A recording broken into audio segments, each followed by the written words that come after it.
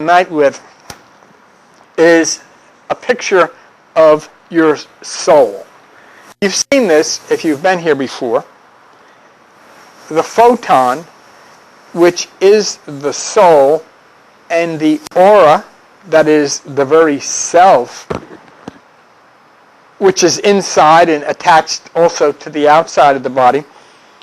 In Kyoto, Japan, people placed them in a pitch black room and set up a camera with a time exposure, 10 minutes time. And they were able to pick up pictures of the photons of people, people in pitch black, and the light that grows from the body, which is the photon, which is the soul. And these are the pictures that came back.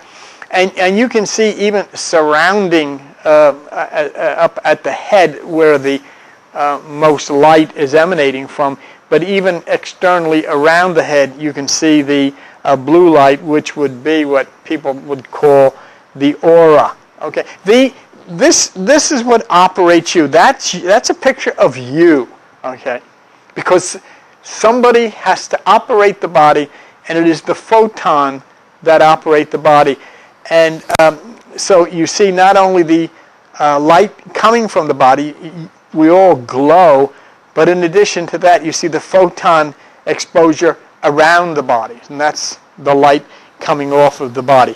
And I like to start with that because, you know, you've been coming to church or into religion for a long time, and never have you ever seen a picture of what you call your soul.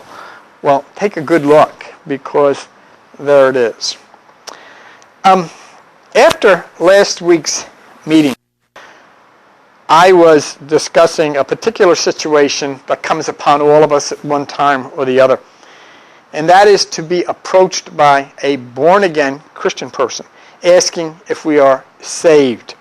And what I really wanted to do tonight was to show you what Jesus actually said and what born-again people object to, which is what Jesus really said. And I was hoping, if I couldn't start it tonight, that maybe sometime during the meeting tonight I would get to it, but I'm not able to. But I will get that going with you. Something has come up, as it usually does. Joan Schultz is here. Do you want to come here for one moment? Okay. Joan Schultz has been coming here since the ocean rolled in and been with us a long time. Well, she has for years been sending me things like this with, it's very serious stuff in them. Well, I was working full time and I just didn't have the time to look through it all. Honestly, it piled up this high. Well, when I retired from work December, one of my projects was to take every one of the things she sent me and scan it into the computer in a folder. And now every single one of those things that she gave me over the years has been scanned into a folder where I can go to it in alphabetical order. And all I got to do, if I want to see photon, I hit P and bingo and whatever it may be. So I'm very excited about it, and I told her, because I wanted her to be excited about it, because I'm sure that giving me stuff over all of those years, one reached the conclusion that it's all, in the round file somewhere. Well, it's not, and it's all on the computer, and it's a treasure. It is like a dictionary of cosmic and beautiful spiritual things, and so I wanted to thank you for it.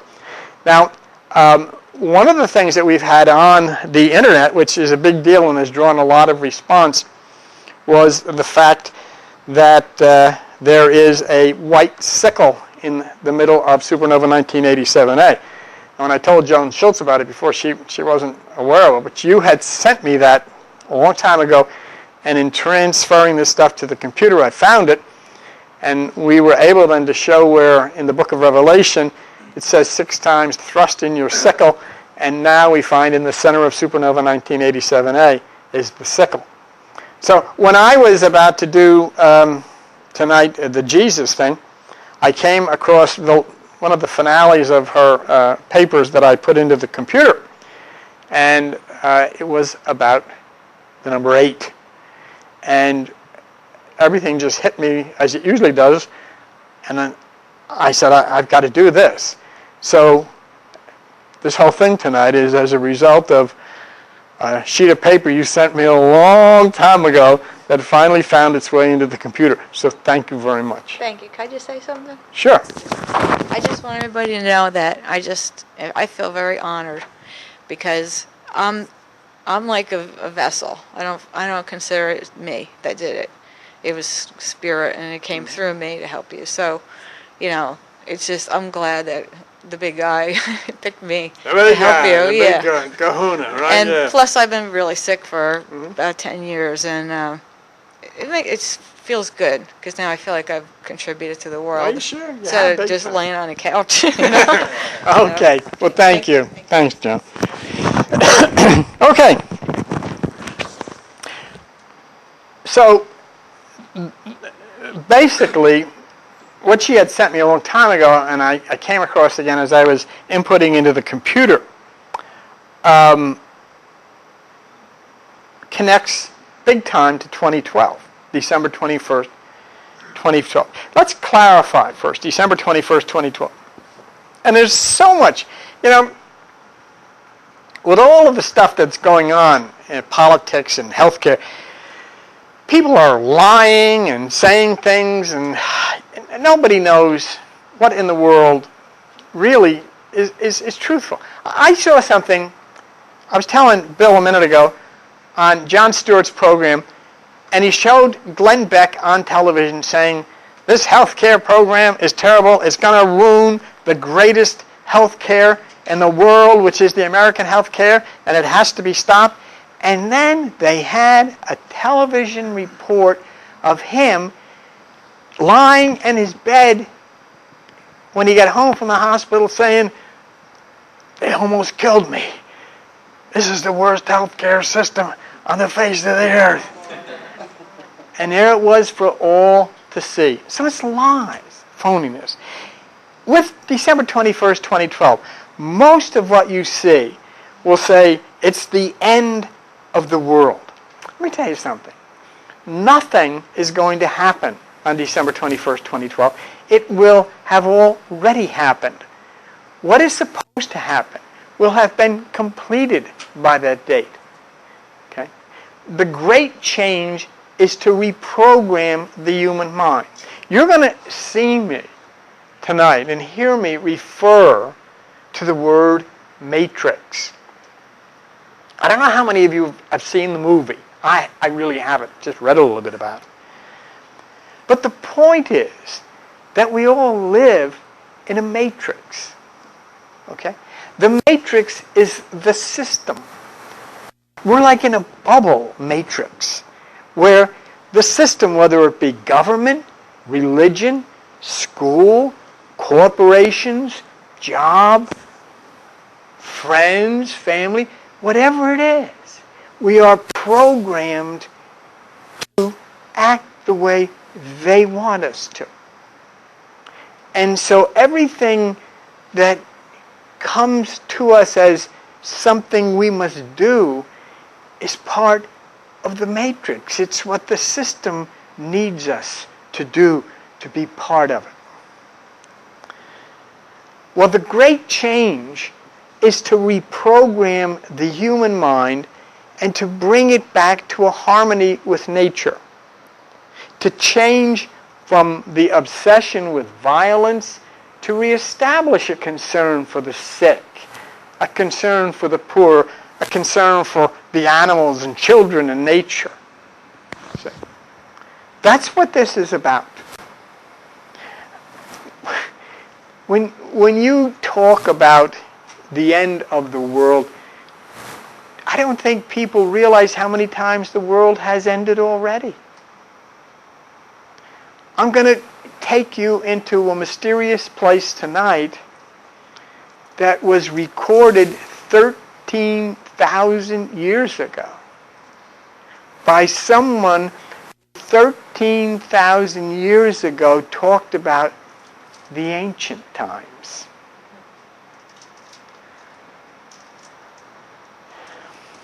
So what the Great Change in 2012 is about is an adjustment of the electrical frequency of the human brain on a mass global basis. And this will happen by the injection of information and electrical energy from supernova 1987A, from Eta Carina and all that business, and also by the influx of corona injections from the sun. Photon and gamma activity from planetary and constellation changes are what will reprogram the human brain. Now, as we consider this, I want to go back, and as a result of what I said of Joni's last report that she gave me, I want to go back and look at the Wheel of 8 as it connects to December 21st, 2012. And I want to add some important elements to it. And think, just don't look and say, oh, well, it says 8, 8, 8, 8. Well, no. The number 8 is used as a symbol. And do you know, when I tell you about something coming that I'm going to share with you from 13,000 years ago, it came from a place called Hermopolis. And do you know what that was called? It was called the City of 8. And so what we're going to find out is this doesn't go back to Pakel Wotan or Nostradamus or Jesus. It goes back to the beginning, or to one of the beginnings.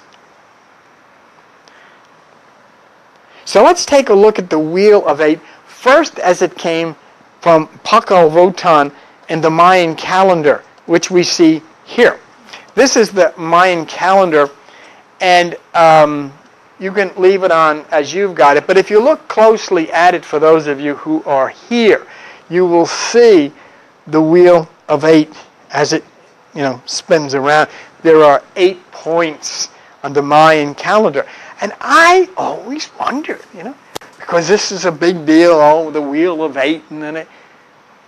But now I have learned why they had an 8-pointed wheel.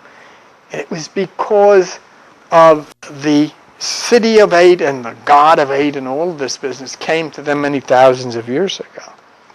The calendar, which is that Wheel of 8, ends at December the 21st, 2012. And it is the Wheel of 8. Now, Nostradamus, back in the Middle Ages, was not referring to Pakel Wotan. He wasn't referring to the Mayans. But he came up with the time of the Great Shaking. He didn't say anything about a wheel or any of that business.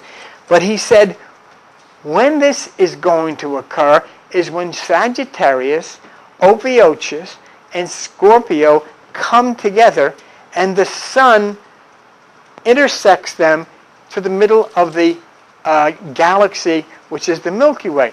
That happens on December the 21st, 2012. So he was pointing at the same time, but he called for it as a grouping of these 3 constellations. Okay? Now, this is the grouping of the 3 constellations that you'll see here. And you'll see Ophiuchus holding the serpent. Down in the lower left-hand corner, you'll see Sagittarius. And there at the bottom at the right, you'll see Scorpio. If you'll hit it again, Joan, you hit it again too, Al, you'll see a red dot come down. That will be the center where the sun will look through on December the 21st, 2012. And we're talking here about astronomical things. We're not talking about any hocus pocus. This is going to happen, okay? Now, Nostradamus lines it up with astronomical fact of the sun's position, which is going to be December 21st. But the astronomical alignment carries with it a curious connection to the sign of 8. It's a very important point because it was displayed on the History Channel when they did this work on Nostradamus in 2012 and showed the 3 constellations coming together. If you'll look now at the next slide, you will see how the coming together astronomically, you'll see one spoke here, the second spoke here, the third here, the fourth here, the fifth, the sixth, the seventh, and the 8th. And that is the 8-spoked wheel. And that's the way it was drawn on the History Channel. So not only is the Mayan calendar the wheel of 8, but Nostradamus, who astronomically said, well, we're going to have this great change because of the sun's involvement with the center of the galaxy when Ophiuchus, Scorpio, and Sagittarius come together. But when they do come together, they form the 8-spoked wheel. Now, looking at those constellations coming together, we then, on the History Channel, were able to see the book that Nostradamus put together about this coming together of the sun and these 3 constellations. And he wrote, but he put in the book some drawings of his own. And they're very interesting. And we're going to show you. You're going to have to hit it about 5 times here as we go along. Joan, go ahead. All right, now hit it once and you'll see. Now there you see the first wheel of 8. You can see it at the top. The wheel with 8 spokes. Now we see the second time. And again, the wheel with 8 spokes. And you see Scorpio. And again, the wheel with 8 spokes. And again, the wheel with 8 spokes. Now we reach December 21st, 2012. And here comes the wheel. Notice something. There are no spokes. Okay, and this is the way Nostradamus placed this. These were his drawings, and this is the way he placed this up until the point of the coming together of the constellations when the spokes disappear. So we have Nostradamus, we have the astronomy that we got from the History Channel, and we have the Mayan calendar connecting December 21st, 2012 to the 8-spoked wheel. The prophecy of the Buddha is quite consistent with the prophecy of Pakal Votan, and it is also consistent with the prophecy of Christianity or the Bible. It's demonstrated in the Buddhic sacred wheel, which is called the Dharma, D-H-A-R-M-A. Buddha divided the time until the ending of the age and predicted the second coming of the Buddha. It was in 3 parts. It was done 2,500 years ago, and it carried out for 2,500 years, which meant that the second coming of the Buddha would be now. And this is how the time was divided. It was divided like this. You hit it again. The Buddha predictions the former day of the law would be 1,000 years. Now you're going back, 500 years BC. The middle day of the law would be 1,000 years, and the latter day of the law 500 years. A total of 2,500 years, which brings the coming of the second Buddha to now, right now, the same time that we're anticipating December the 21st, 2012. So the 8-spoked astronomical pattern of December 21st, which is shown in the Mayan calendar, also appears in the History Channel's setup of the alignments of the constellations and with Nostradamus, and is now demonstrated with the second coming of Buddha to be now by the Dharma wheel. And as you can see, the Dharma wheel is also the 8-spoked wheel. So we're connecting them. It's not just the fact that they all had an 8-spoked wheel. It's the fact that the Mayans said December 21st, 2012. Nostradamus predicted the coming alignments of the constellations which come to that date. And now here is Buddha saying the second coming of Buddha would be now. And here is the 8-spoked wheel. Which then brings us to Jesus Christ. Jesus Christ is now squarely mixed into this prophecy because legend has it that he gave to the Coptic Gnostics of Egypt a key, and it was called the Coptic key. And the important part of the Coptic key is to look at the symbol. And here is the Coptic key, and there is the symbol, and as you can see, it is the Wheel of 8. So what have we done? December 21st, 2012, the Mayan calendar, Votan, the astronomical chart from the History Channel, Nostradamus, Buddha, and now Jesus Christ, and they all carry with them the Wheel of 8. Now we bring ourselves to 2009, and I want to visit with you the National Aeronautics and Space Administration Astrophysical Data System. If you would, we'll look at it here, and it says the origins, evolution, and fate of the universe. And it tells what the Astrophysical Data System of NASA does, enabling scientists and engineers to construct instruments and measurements and so forth and so on cosmic things. But the good part of it is, and the interesting part of this thing from Astrophysical Data Systems of NASA, is their logo, and look at it. Over to the right, it's an 8-spoked wheel. Couldn't it be, a 6 or a 10 or a 9 or something? No. They're all 8-spoked wheels, and it carries itself right up to the point of NASA. Now,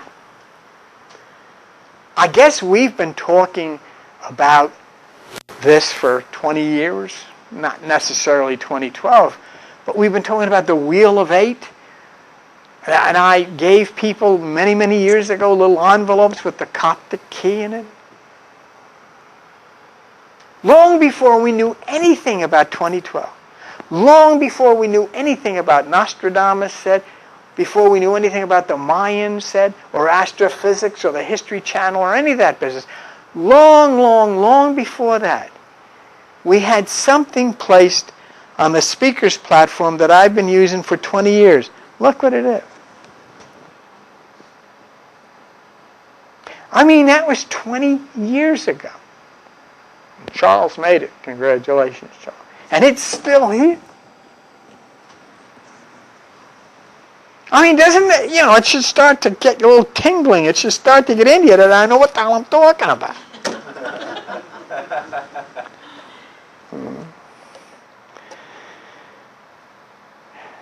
Of all the places you've come, of all the websites, of all the churches, this is the one carrying the sign of the Wheel of 8 for over 20 years.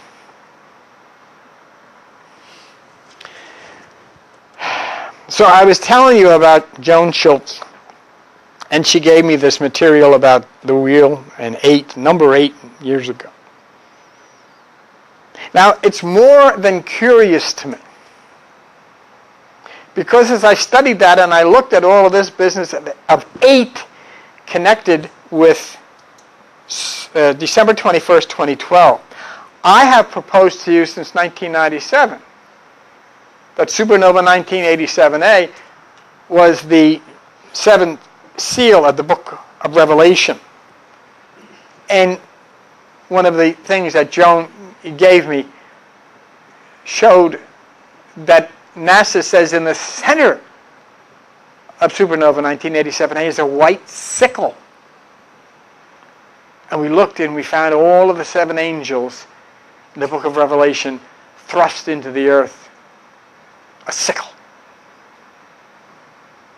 Come on, couldn't they could have put in a lawnmower or a hammer or something? No, it was a sickle. But what's really interesting to me? Look what you get when you turn supernova 1987A on its side. You get the number 8. Don't you? And then there was the eye of the Hourglass Nebula. There's an eye in the sky looking at everything that goes on, and it's a human eye. How do I know it's a human eye? Because I had cataract surgery. I have an Indian doctor, and because he did such a good job, I brought him the picture, and he looked at it, and he said, this is a human eye. I said, well, it's in the sky looking at you, so you better not screw up when you're here. Let me show you the eye from the Hourglass Nebula. Yeah, that's it. But you know what's interesting?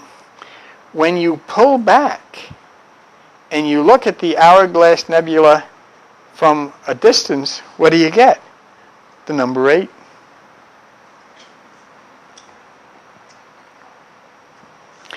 Everywhere is the number 8. And now there is something else that I have spoken to you about many, many years, and that is Eta Carina, which I have proposed is the 7th angel of the book of Revelation. And here's a picture of Eta Carina, and you can see the angelic wings. And of course, connected with Eta Carina is some pretty amazing steel sealers, because it says in the book of Revelation that the 7th angels are connected to the son of David, and the astrophysicist in charge of Eta Carina is named Chris Davidson.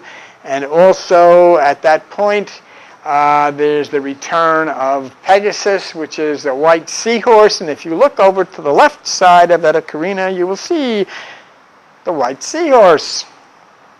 Can everybody see it? I would hope so. But we go to the dictionary and we look up the Greek letter Eta. And what do we find?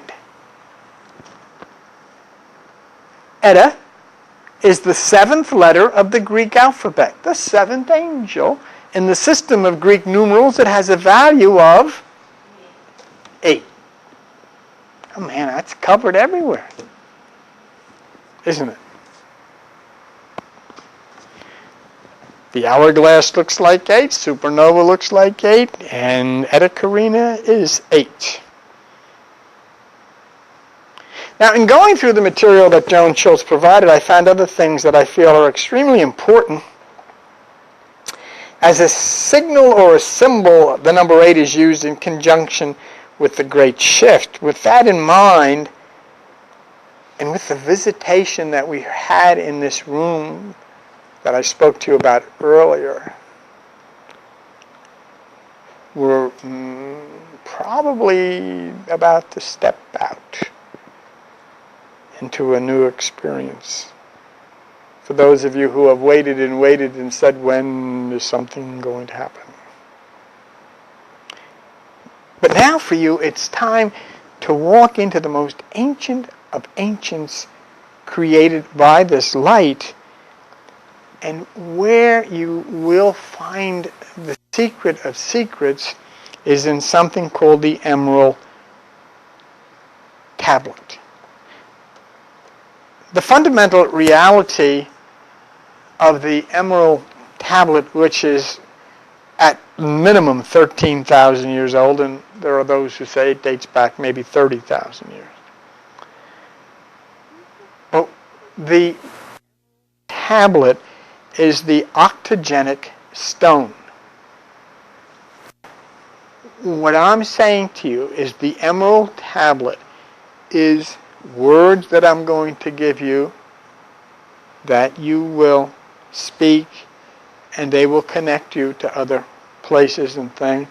The Emerald Tablet is the descriptions of an entrance into the dark underground, which is the meditative state.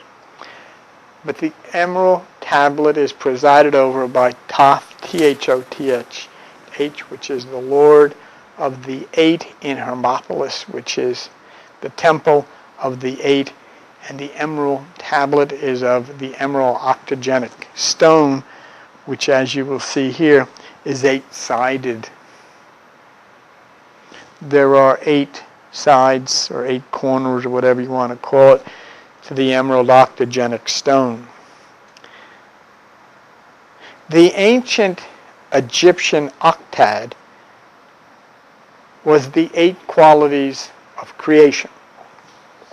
All of this now. And you beginning to see Why Pakal and the Mayans in 8? Why the coming together of the constellations in 8? Why Nostradamus in 8? Why Buddha in 8?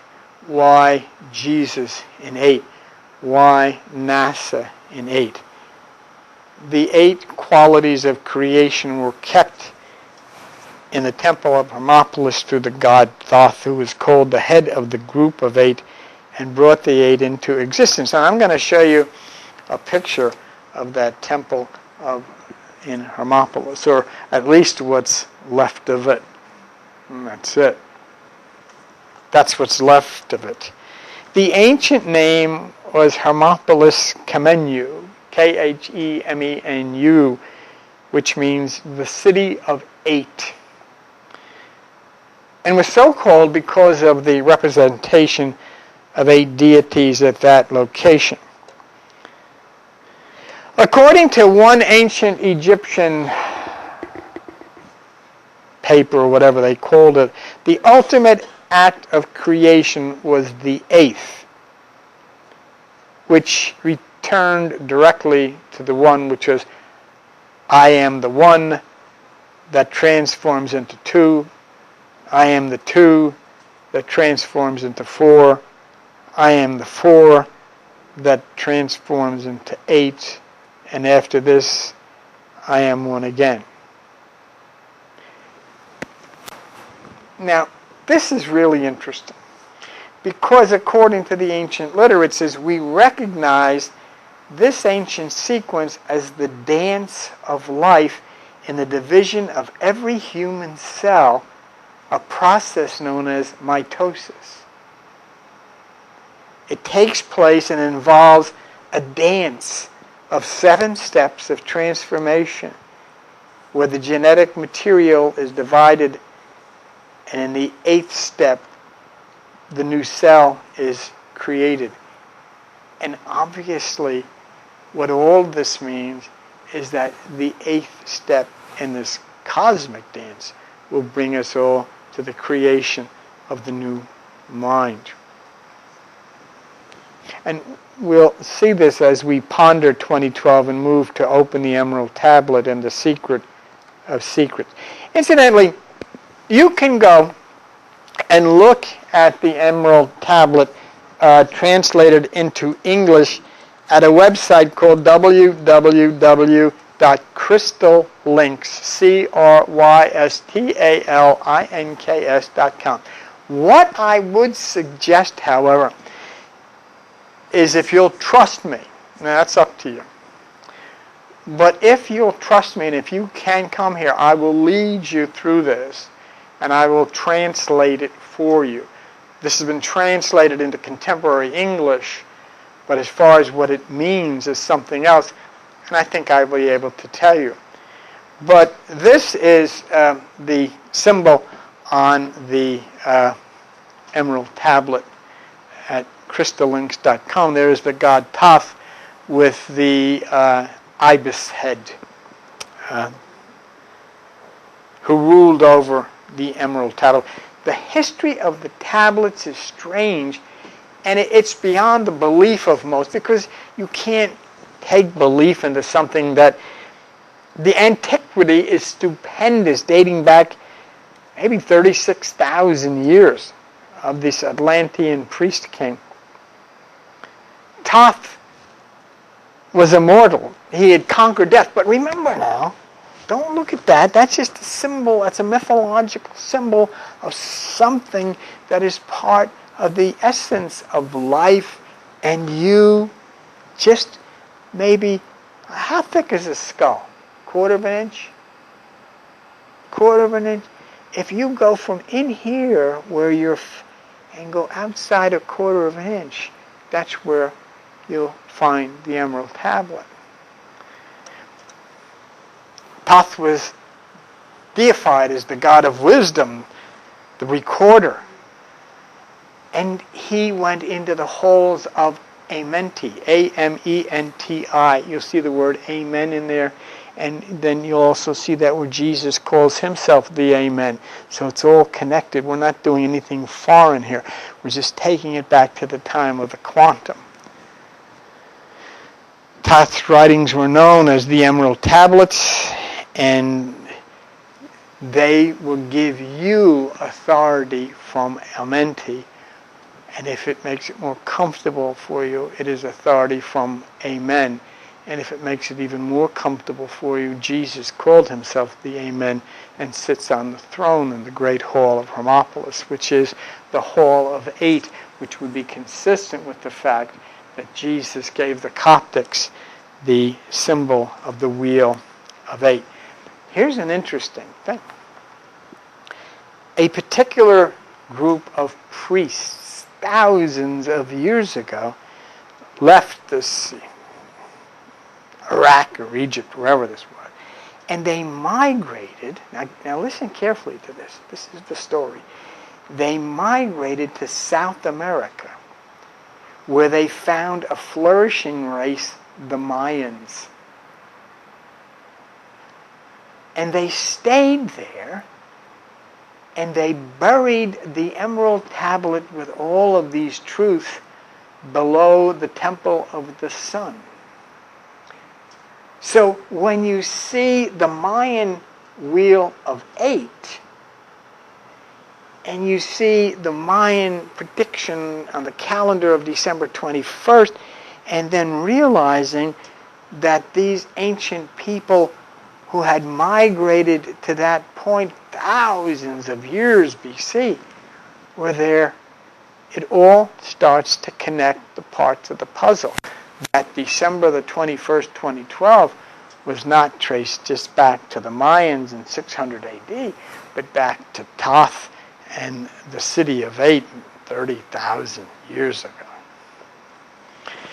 So we connect the Emerald Tablets of the Mayans and, of course, Wotan, as well as him who gave the prophecy and the initial wheel of 8 to the more ancient city of 8.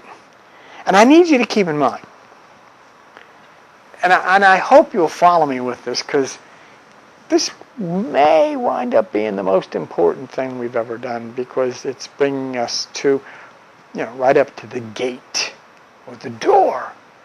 But no matter how bizarre this may get, I want you to keep one thing in mind. Everything that has come out of this room over the years has been proven to be true. I don't touch it if it's not. I don't touch it if it's not. I feel very strongly about this. So keep that in mind as we move into the Great Hall with the Emerald Tablets now connected to Pakal Wotan. And this is Pakal Wotan, surrounded by the Emerald Tablets, because obviously he's connected with them. And obviously he received from them the octogenic stone of 8. All of this comes to Pakal Wotan and the Mayan calendar and the Wheel of 8 and the astronomical alignment of December the 21st, 2012. And we look at Pakal Wotan again. And in the lower left-hand corner, the Mayan Wheel of 8. In the upper right-hand corner, the astronomical alignment which will take place December the 21st, 2012, which the Mayan calendar ends at, which is the Wheel of 8. And the Emerald Tablets of 8 on either side.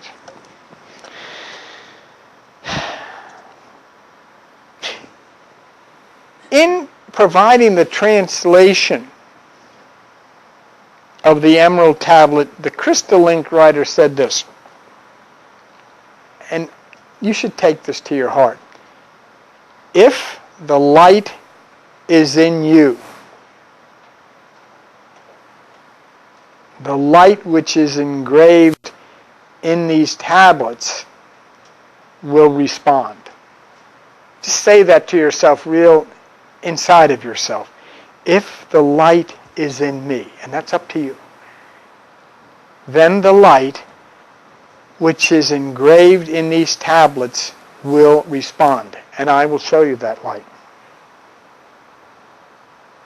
Now, the emerald tablet consisted of 12 tablets of emerald green formed from a substance, and upon them are engraved characters in the ancient Atlantean language, and characters that respond to tuned thought waves, releasing the associated mental vibration of the reader.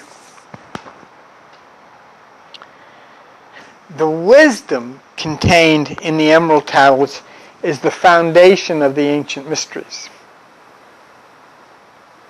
And as it says, and listen to this very carefully, for the one who reads with open eyes and open mind, your wisdom shall be increased 100-fold.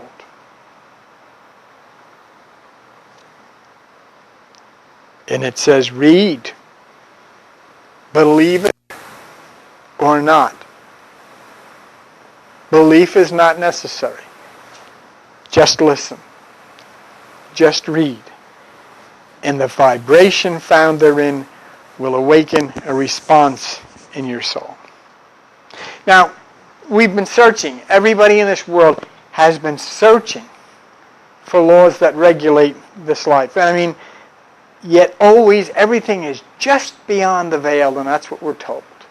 Just beyond the reach. But there is something there ready to be assimilated if you will enlarge your vision by turning inward, not outward, and receiving the words that will come to you from the secret of secrets of the emerald tablet. And it says, in the silence of material senses lies the key to unveiling the wisdom. And you know, every symbol that you've seen is a key, but many times the door is not open because the key is so great. And it's hard because we are so matrixed that we'll struggle. We go to church and we sing songs and we throw money at people and we do all of this stuff. But to simply turn inward is the greatest struggle of all. Oh, I can go to church, I can sing a song, I can read the scriptures, I can say some prayers, but to turn inside and shut down is the hardest thing of all and the most difficult. But we know all things in the universe move according to a law, and the law that regulates the movement of the planet is no more insurmountable than the law that regulates the material expressions of you. It's the same law. And one of the greatest of all cosmic laws is that which is responsible for your formation as a material being. And the great aim of the mystery schools has been to reveal the workings of the law, but so much of it had to be put into all kinds of symbols and parables and mythology because it was known that those who would misuse it for their own gain, they would take, if they reached to the point of understanding the truth, they'd be selling it. Now there's a link, the connecting link between you as a material person and you as a light person is your intellect. For your mind partakes of both the material and the non-material, and you have to think this out and decide. You have a choice. So we're about to just see the first couple of hidden and esoteric meanings. But as the writer said, be aware that the words of Thoth's meanings do not appear on the surface. But the knowledge that comes from the tablets will open many new fields of thought for you. Here's another instruction. I want you to take it in very carefully. Read and be wise. Only if the light of your own consciousness awakens the deep-seated understanding will you then touch the inherent quality of your soul. And so Thoth moves into the great hall, and we will hold his hand as we walk down. But before we enter the hall, I wanted to share with you a brief look about how the 8 permeates throughout the world, inside of you. Remember we talked about mitosis a moment ago, and how it is a dance of life as the cells divide. Look at this. It says, the ancient sequence is the dance of life itself. In the division of every human cell, a process known as mitosis takes place that involves a sequence of the 7 steps of transformation, resulting in the 8th step, which is the new cell. Now, that's from the ancient writings. But you know what? I took that and I wanted to look, and I went to an anatomy book and looked up mitosis, and look what I found. In mitosis, which is the division of the nucleus, the chromosomes condense into bodies small enough to travel efficiently into the cell, and then the chromosomes play out an intricate choreography. And the word choreography means the representation of dance. There's a dance that goes on even in the division of the cells, and it's all choreographed, as the ancients said.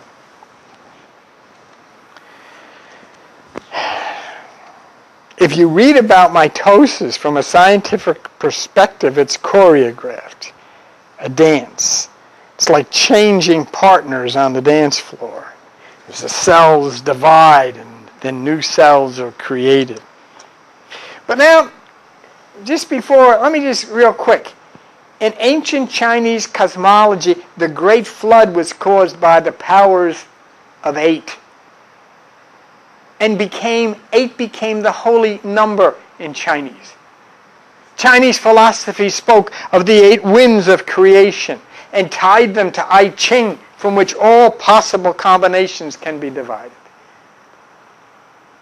And the forces were expressed as the 8 pillars that held up the canopy of heaven and the 8 gates of the rains. It's all 8.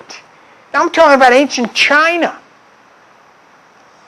And many Tibetan mandibles are geometric patterns generated by 8. And Feng Shui, which you hear so much about, is based on the octagon, which is 8.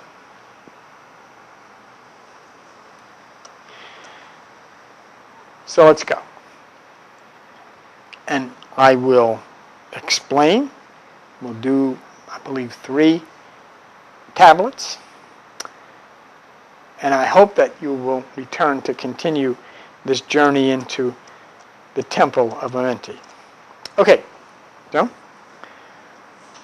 I, Thoth, the Atlantean master of mysteries, keeper of records, mighty king, magician, living from generation to generation, being about to pass into the halls of Amenti, set down for the guidance of those that are to come after, these records of the mighty wisdom of the great Atlantis.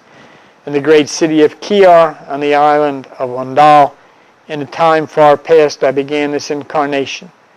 Not as the little men of the present age did the mighty ones of Atlantis live and die, but rather from eon to eon did they renew their life in the halls of Amenti, where the river of life flows eternally onward. So there is an explanation of what is being set down in the emerald tablets. Guidance for you, meaning for us. And the key is to overcome the physical problem of life and death, but to make it through the various parts of the temple of the halls of Amenti, where the river of life flows eternally. There is no end to it. And you You've only got about 3 years, but it's going to happen between now and then. There's a meditation, is what this is. This is a meditation experience far deeper than most, and you'll see that as you experience the secret of secrets, which I'll be bringing to you.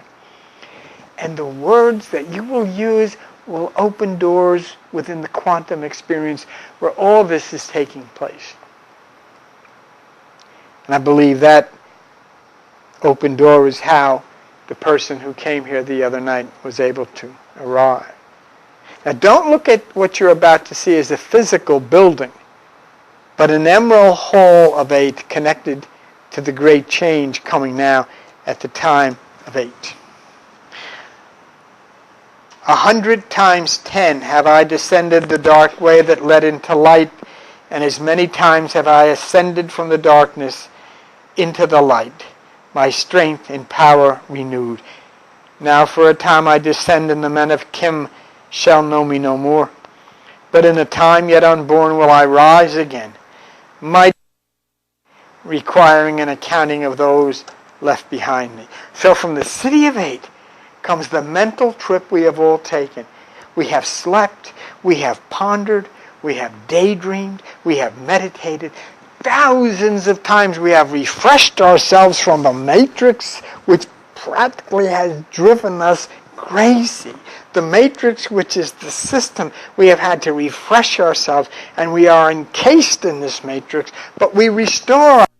Whether we go on vacation or whether we sit and rest or whatever it is entering in to refresh ourselves and to be restored. And then the photon exits from the matrix, which is the system, which is the body, and as what happened here the other night, seemingly disappears. But in time, as it says there, the photon reappears in a different form, but in the same matrix, and uses what it has taken from the first incarnation to evolve into the second.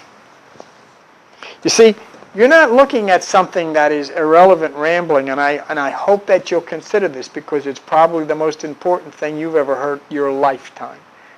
Regardless, there is nothing in this world that can protect you but what you are about to hear. Nothing. This is not some ramblings of a make-believe God.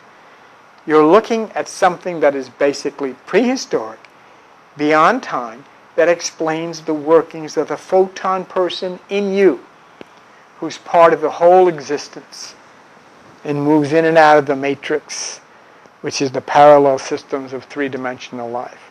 The city of 8 is that breaking of the matrix, and that is what is going to face all life as the structures begin to collapse around us as we get closer to 2012. Don't look for an end of the world, as I told you. Look for the traditional elements of life to shift, and they're shifting right under your feet. They're going to change. Traditional elements are going to collapse. Changes in the environment, changes in nature. Oh, we've had all of this stuff. Oh, global warming don't mean anything. Global warming is a lot of baloney. Oh, Al Gore, all that crap. And all of a sudden, the Department of Defense comes out the other day, the United States Department of Defense, and says that the climate change can have serious implications about the security of the United States. Oh, nobody says anything. Oh, don't say nothing. They just, never mind.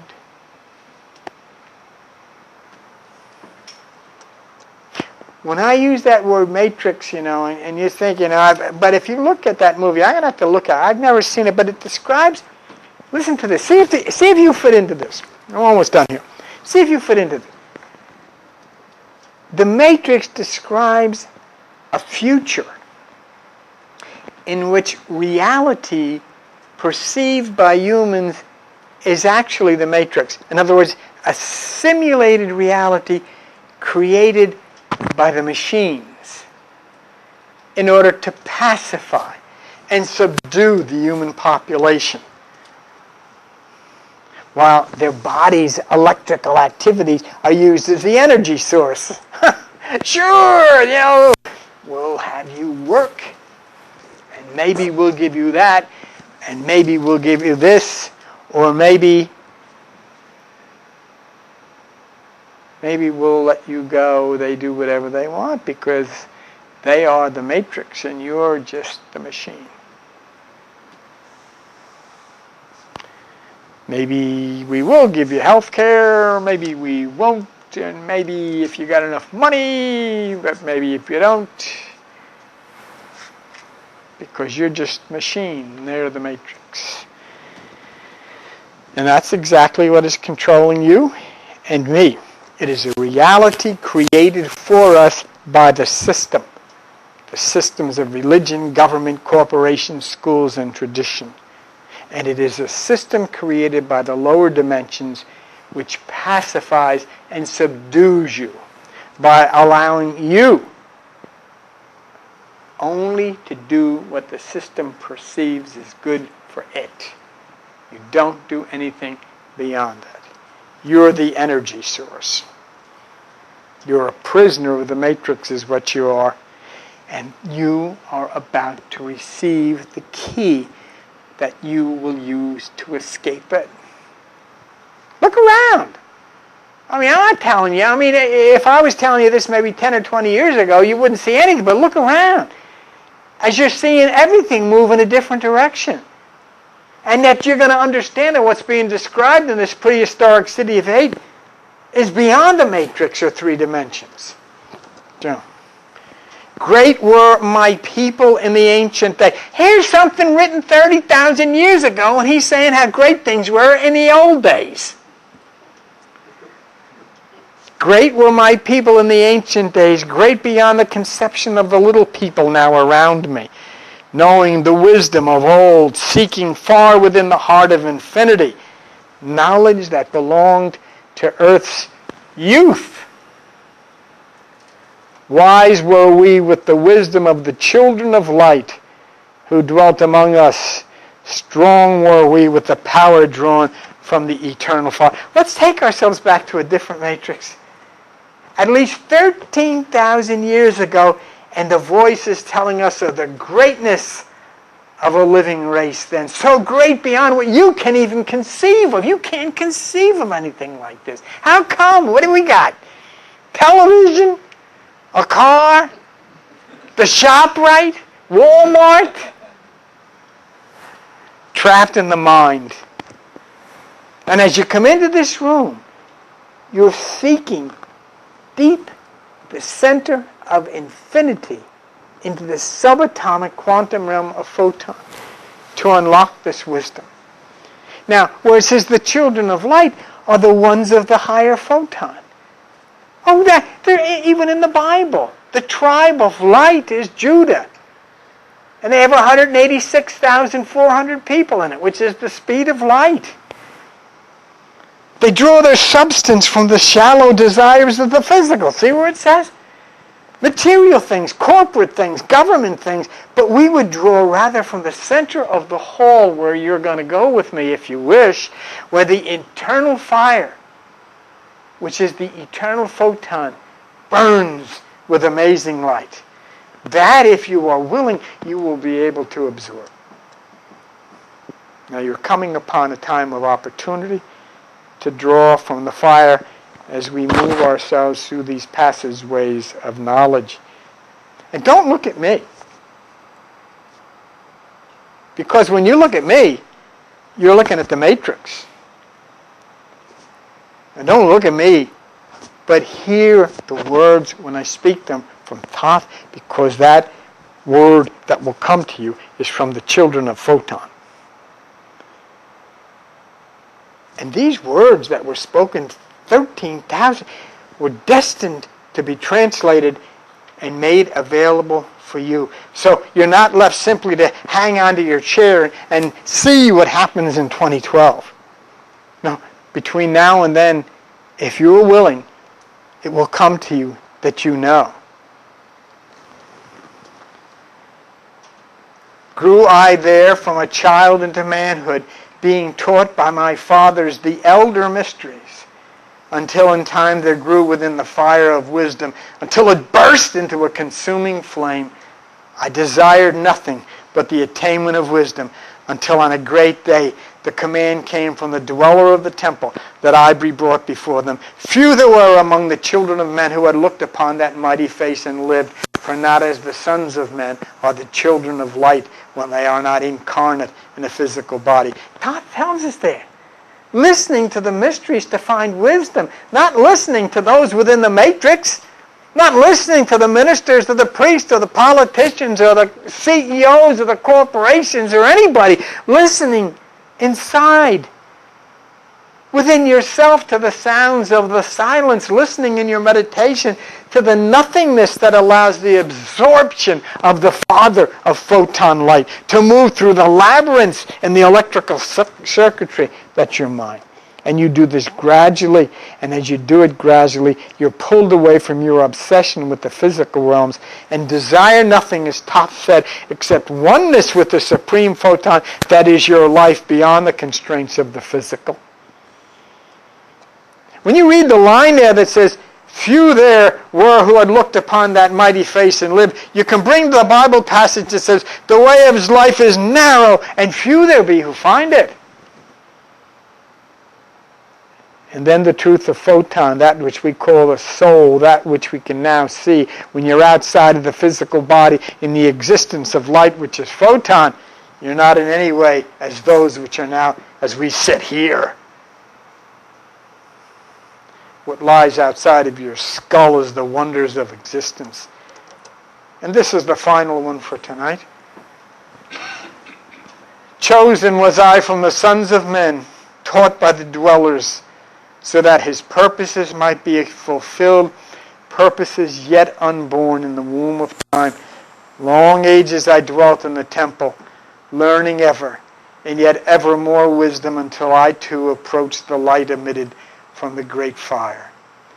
This, from the city of 8, where you have been chosen, or else you would be not here sitting listening to me now. You have submitted to the dweller, and you now have the opportunity to flow in the photon of harmony, to fulfill the purposes of the new matrix that those outside don't know anything of. He dwelled in the temple, meaning the photon of all existence has been offered the absorption of the temple, where through their meditation into the light, wisdom becomes accumulative, until finally, as you'll see, the great door, which is outside of the matrix but deep within, the pathway to the dark opens. This is offered to you. But remember, few there be who find it, few there be who choose it. As it says in the Bible, the spirit is willing, but the flesh is weak. I will interpret the words of Thoth as we go along in the coming weeks, and you have the choice to listen or disregard them. But they are the temple of 8 and part of the great wheel of 8, and will provide you with the stimulation that serves as the wave offering of the one within who sits on your throne. So I hope you'll join us as we move along the passageways with Thoth, through the darkness of the meditative state, into the great hall of Amenti. And notice that word, Amen, where you will become part of the great shaking and the renewal. And you sitting here, Joan, this whole thing would not have taken place unless you gave me that piece of paper long ago. Thank you. We'll see you soon. Bye-bye.